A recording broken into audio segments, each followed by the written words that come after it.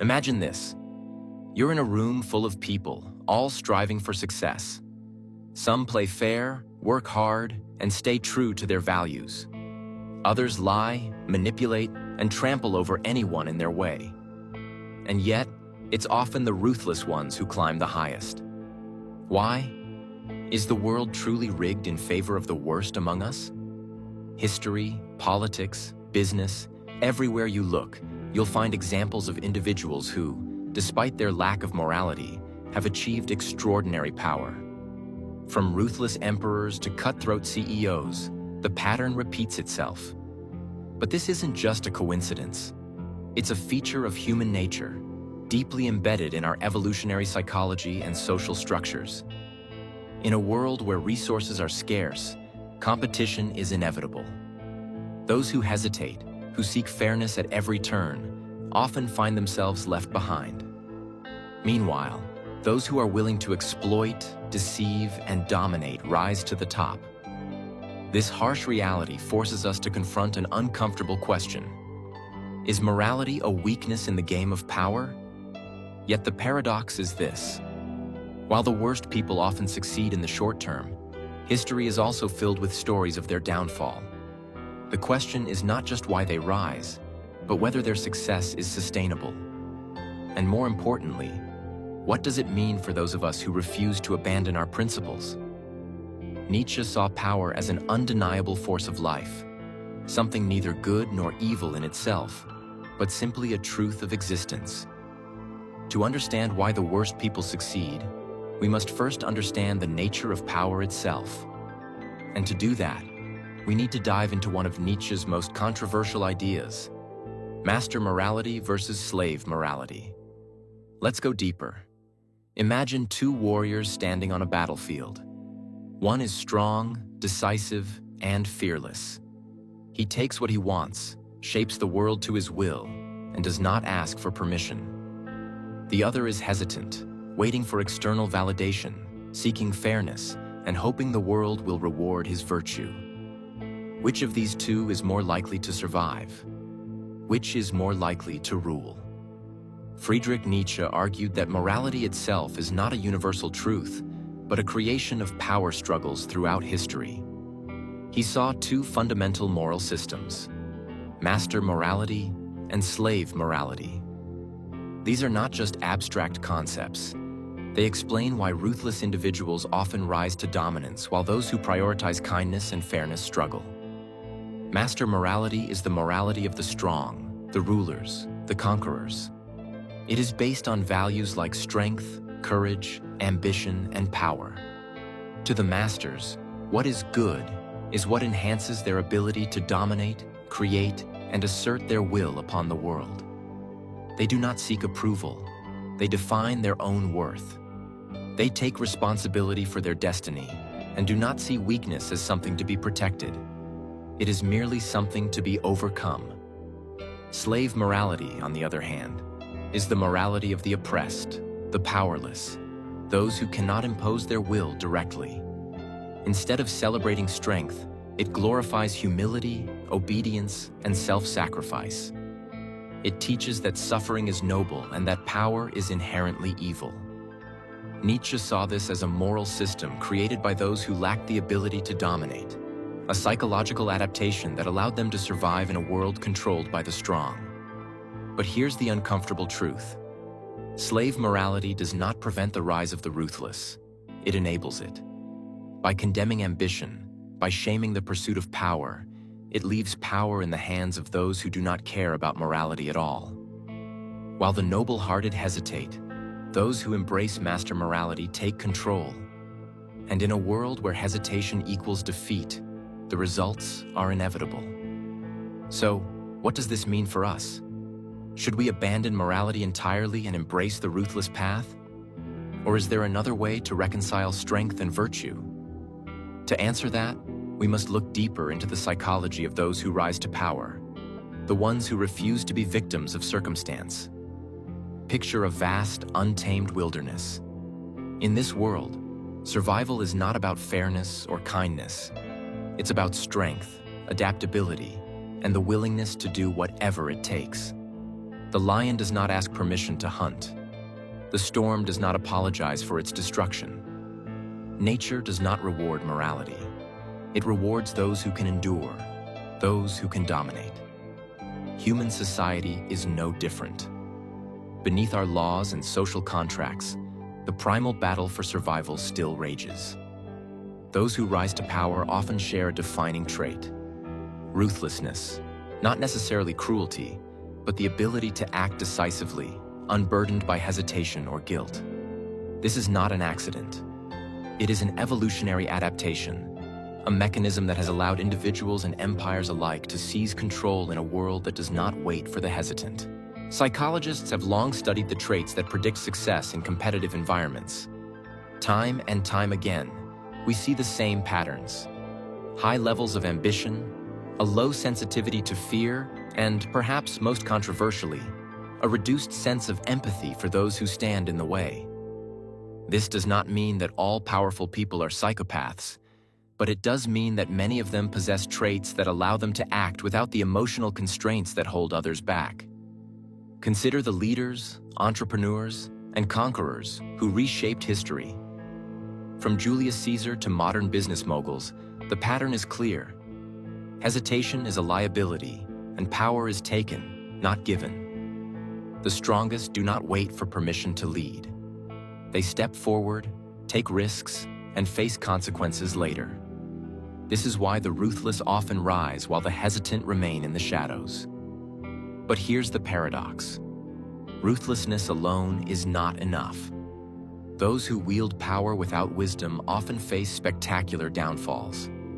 The same qualities that allow a person to climb to the top can also be their undoing. A leader who rules through fear alone will eventually be consumed by the very forces they once controlled. History is littered with tyrants who believed they were invincible, until they weren't. So, if power is often seized by those who are ruthless, does this mean that morality and fairness are doomed to fail? Not necessarily. But to understand why, we need to challenge one of the greatest illusions of modern society: the belief that the world is fair. From childhood, we are told a comforting story: that the world is fair, that good people are rewarded, and that justice will always prevail. Fairy tales, religious teachings, and moral philosophies reinforce this belief. But then, as we step into reality, a brutal contradiction emerges. The hardest workers are not always the wealthiest. The most honest do not always lead. The kindest hearts are often the most broken. This disconnect is not a flaw in the system. It is the system. The idea of fairness is, in many ways, a social construct, a narrative designed to maintain order rather than reflect reality. It is a comforting illusion, but an illusion nonetheless. Power and success are not handed out based on merit alone. They are taken, fought for, and often hoarded by those who understand the game better than others.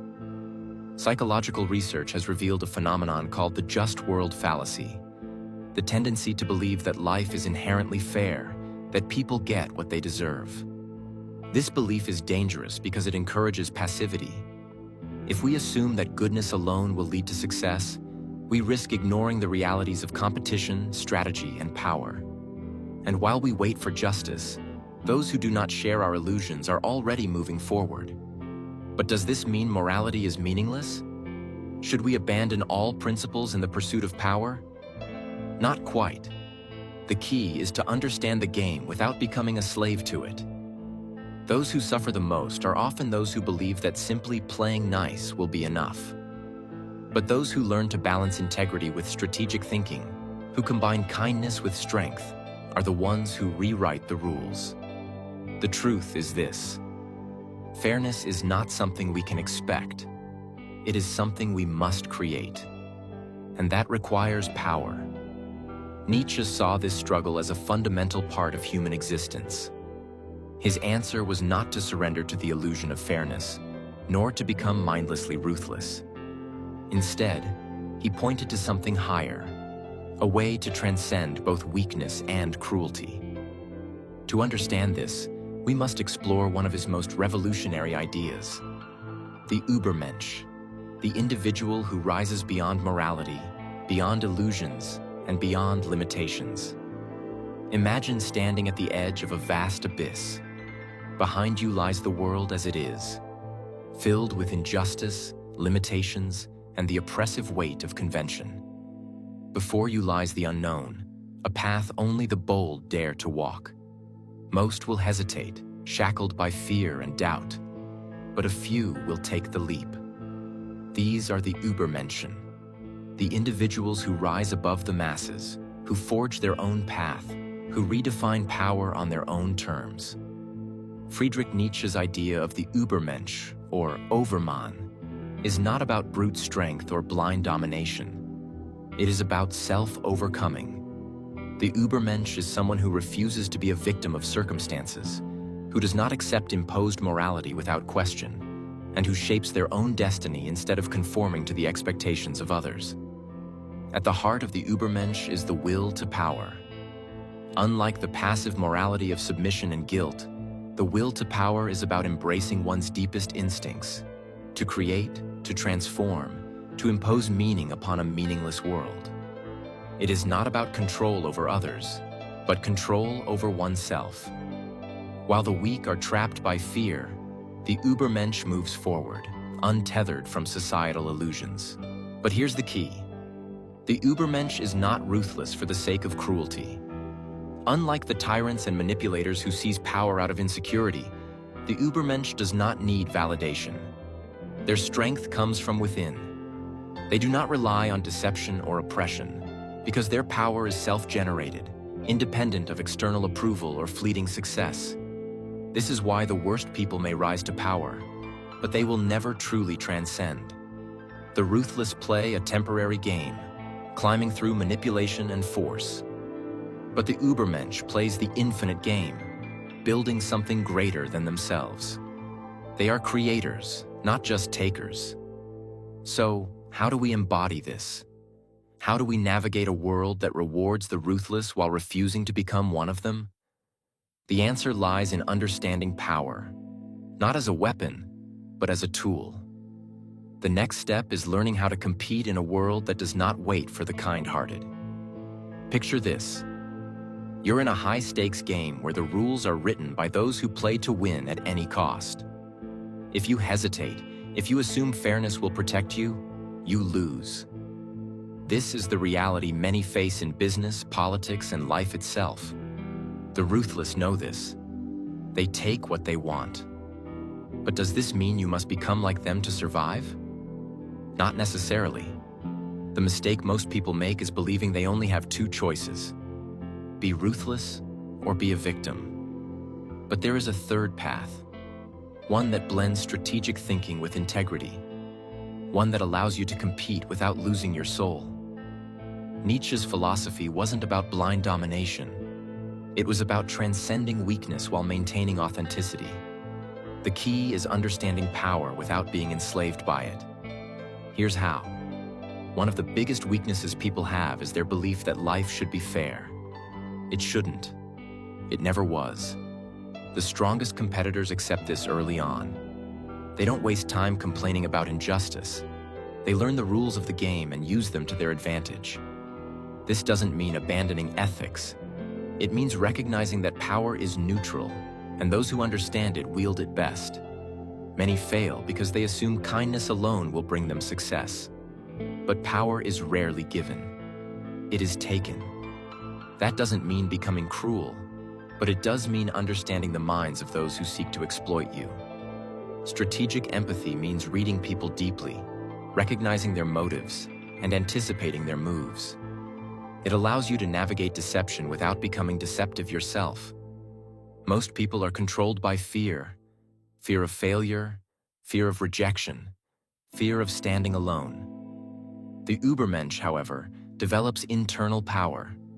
This means embracing discomfort, taking risks, and forging your own path despite opposition.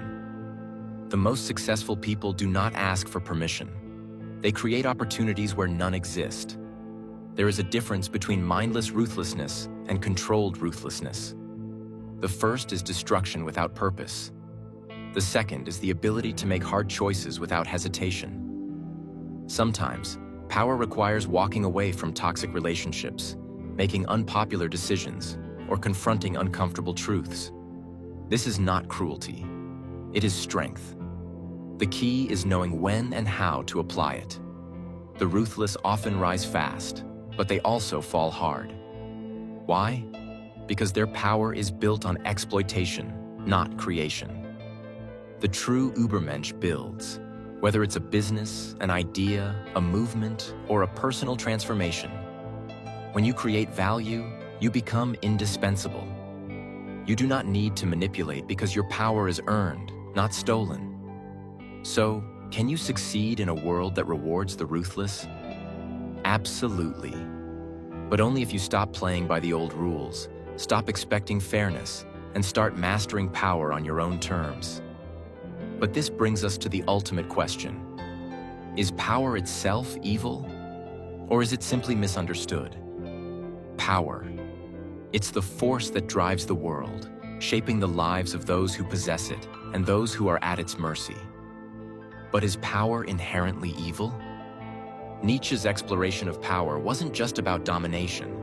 It was about creation. The drive to acquire power, according to Nietzsche, is often misunderstood. It's not about crushing others beneath your boot.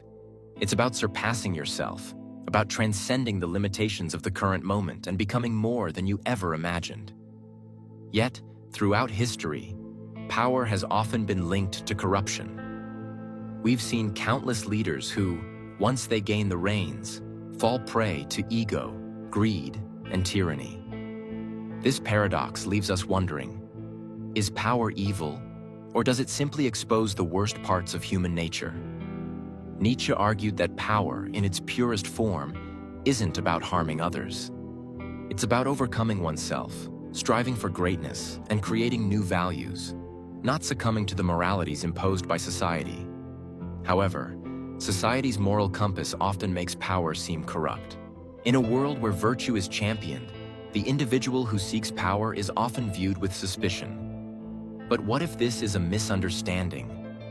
What if, by rejecting conventional morality and creating your own rules, you are simply embodying the truest form of life, one that is raw, unfiltered, and unapologetic? Nietzsche didn't see the will to power as a simple desire for control over others. It was an inner force, a drive to live more fully, to explore the limits of your potential. In this light, power becomes an ethical pursuit, one that challenges you to break free from societal constraints and to define your existence on your own terms. But does this mean that everyone who seeks power is virtuous? Not necessarily. The path to power can be a double-edged sword, leading one either to enlightenment or to destruction. The difference lies in the intent. Is the quest for power a means to impose your will on others, or is it a process of self-overcoming, of crafting a reality that aligns with your highest aspirations? So, is power evil? Not inherently. It's a tool, one that, when wielded by a person of integrity, can lead to unimaginable greatness. But when used for selfish gain or to oppress others, it reveals the darker aspects of human nature. Nietzsche's challenge to us is to rethink power not as something to fear, but as something to master. Through discipline, strength, and an unwavering commitment to becoming more than we are today. If this exploration of power and success has made you think, challenged your assumptions, and sparked a deeper curiosity about life and philosophy, then make sure to subscribe to the Mirror of Being channel. Don't forget to hit the like button, share this video with those who need to hear this truth, and stay tuned for new content every day. Together, let's continue the journey toward understanding, growth, and the pursuit of a more powerful life.